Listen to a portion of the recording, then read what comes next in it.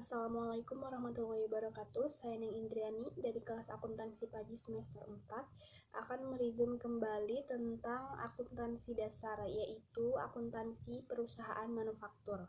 Sebelum kita membahas perusahaan manufaktur lebih jauh, kita mengetahui dulu peta konsep pengantar perusahaan manufaktur, yaitu yang pertama adalah definisi dan kegiatan perusahaan manufaktur, yang kedua adalah perbedaan pokok perusahaan dagang dan perusahaan manufaktur, yang ketiga adalah masalah khusus dalam perusahaan manufaktur, yang keempat adalah perkiraan akuntansi perusahaan manufaktur, dan yang terakhir adalah siklus akuntansi perusahaan manufaktur. Karakteristik perusahaan manufaktur. A. Definisi dan kegiatan perusahaan manufaktur. Perusahaan manufaktur atau manufaktur firm adalah perusahaan yang kegiatan utamanya mengolah bahan baku menjadi barang jadi. Kegiatan khusus dalam perusahaan manufaktur adalah pengolahan bahan baku menjadi barang jadi. Kegiatan ini sering disebut sebagai proses produksi. Kegiatan perusahaan manufaktur apabila digambarkan akan nampak seperti di bawah ini. Pembelian, kemudian menjadi bahan baku, lalu menjadi pemakaian, tenaga kerja langsung, pembebanan, pemakaian, biaya pabrikasi, pembebanan, lalu dari semua proses itu menjadi proses produksi, lalu penyelesaian, dan barang jadi. Perbedaan pokok akuntansi perusahaan dagang dengan akuntansi perusahaan manufaktur. Perbedaan akuntansi perusahaan dagang dan perusahaan manufaktur disebabkan oleh perbedaan sifat operasionalnya. Ciri pokok perusahaan dagang atau merchandise firm adalah menjual barang dagangan tanpa mengolah kembali barang tersebut untuk menjadi barang lain. Sedangkan dalam perusahaan manufaktur, tidak bisa sesederhana seperti halnya perusahaan dagang. Dalam perusahaan industri, terjadi proses produksi bahan baku menjadi barang dalam proses dan menjadi barang yang siap dijual. Perbedaan pokok akuntansi perusahaan dagang dengan perusahaan manufaktur. Tabel perbedaan perusahaan dagang dan perusahaan industri dalam perspektif akuntansi dalam ilustrasi. Di perusahaan dagang dan perusahaan industri sama-sama ada harga pokok penjualan. Kemudian di perusahaan dagang ada persediaan barang dagang dan pembelian bersih. Kemudian di perusahaan industri ada persediaan barang jadi dan harga pokok produksi. Kemudian di perusahaan dagang, ketika perusahaan dagang ditambah pembelian bersih, maka menjadi barang tersedia untuk dijual.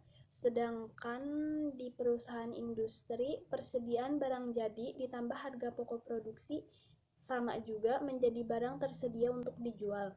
Kemudian di perusahaan barang dagang ada persediaan akhir barang dagang dan di perusahaan industri ada persediaan akhir barang jadi. Perbedaan pokok akuntansi perusahaan dagang dengan akuntansi perusahaan manufaktur. Laporan harga pokok produksi adalah laporan yang terlampir yang menunjukkan adanya biaya-biaya produksi untuk menghasilkan barang atau produk yang dihasilkan dalam perusahaan industri. Adanya perbedaan pencatatan dan teknik yang digunakan dalam mencatat biaya-biaya tersebut menyebabkan timbulnya perbedaan dalam karakteristik perusahaan industri yang menjadikannya berbeda dengan perusahaan dagang ataupun perusahaan jasa.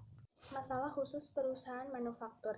Dibandingkan dengan perusahaan dagang, masalah khusus dalam akuntansi perusahaan manufaktur lebih kompleks sesuai dengan karakteristik yang disandang oleh perusahaan manufaktur. Masalah tersebut berkaitan dengan persediaan, biaya pabrikasi, biaya produksi, dan beban pokok produksi. Kemudian perbedaan inventory.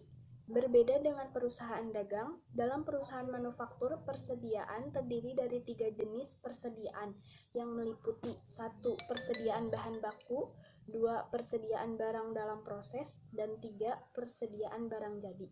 Persediaan bahan baku melaporkan harga pokok bahan baku yang ada pada tanggal neraca. Bahan baku adalah barang-barang yang digunakan dalam proses produksi. Persediaan dalam proses terdiri dari biaya bahan baku dan biaya-biaya manufaktur lain yang terjadi untuk memproduksi barang. 1. Persediaan bahan baku disebut juga bahan langsung adalah persediaan yang digunakan sebagai bahan utama barang jadi, yang keberadaannya bisa diidentifikasi terhadap barang jadinya. 2. Persediaan barang dalam proses adalah barang berupa bahan baku yang sampai per 31 Desember masih dalam proses produksi dalam mencapai target 100% pengerjaannya untuk menjadi barang jadi.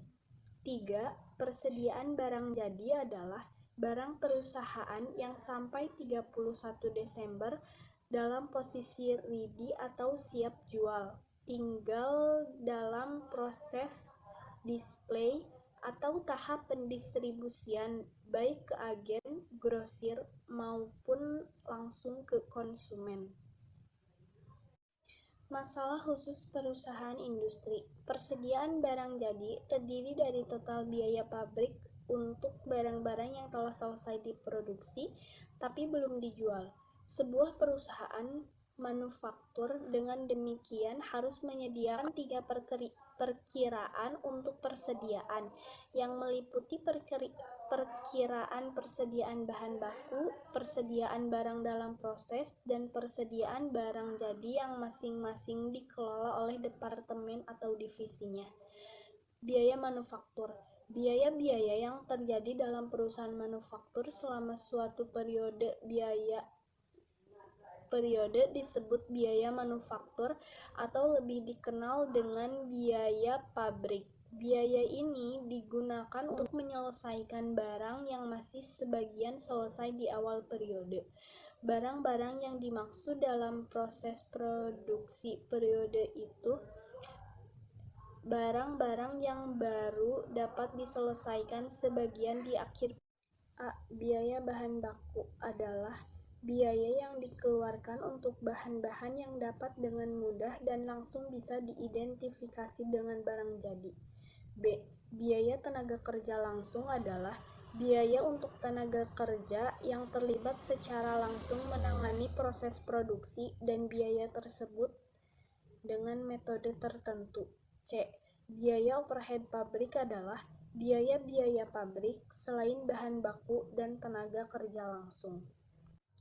Biaya produksi dan biaya periode. Biaya produksi adalah biaya yang dibebankan dalam proses produksi selama satu periode. Biaya ini terdiri dari persediaan barang dalam proses awal, ditambah biaya pabrikasi, kemudian dikurang dengan persediaan barang dalam proses akhir.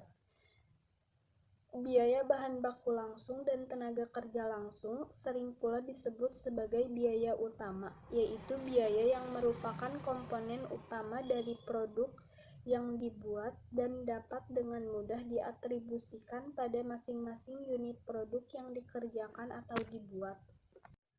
Beban pokok produksi. Biaya barang yang telah diselesaikan selama satu periode disebut dengan pokok produksi barang selesai atau bisa disebut dengan istilah harga pokok produksi. Harga pokok produksi ini terdiri dari biaya pabrik ditambah persediaan barang dalam proses awal periode dikurangi persediaan dalam proses akhir periode. Harga pokok produksi selama satu periode dilaporkan dalam laporan harga produksi. Rumus-rumus biaya produksi. 1. Rumus biaya pabrik. Biaya pabrik sama dengan BBB ditambah BTKL ditambah BOP atau biaya bahan baku ditambah biaya tenaga kerja langsung ditambah biaya overhead pabrik. 2. Rumus biaya produksi. Biaya produksi sama dengan biaya pabrik ditambah persediaan barang dalam proses awal atau biaya produksi sama dengan BBB ditambah BTKL ditambah BOP ditambah BBB ditambah BTKL ditambah BOP ditambah persediaan barang dalam proses awal dikurangi persediaan barang dalam proses akhir.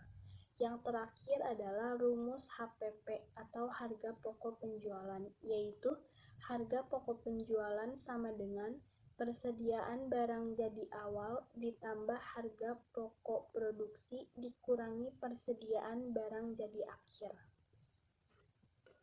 Sekian dari saya, mohon maaf apabila banyak kekurangan. Wassalamualaikum warahmatullahi wabarakatuh.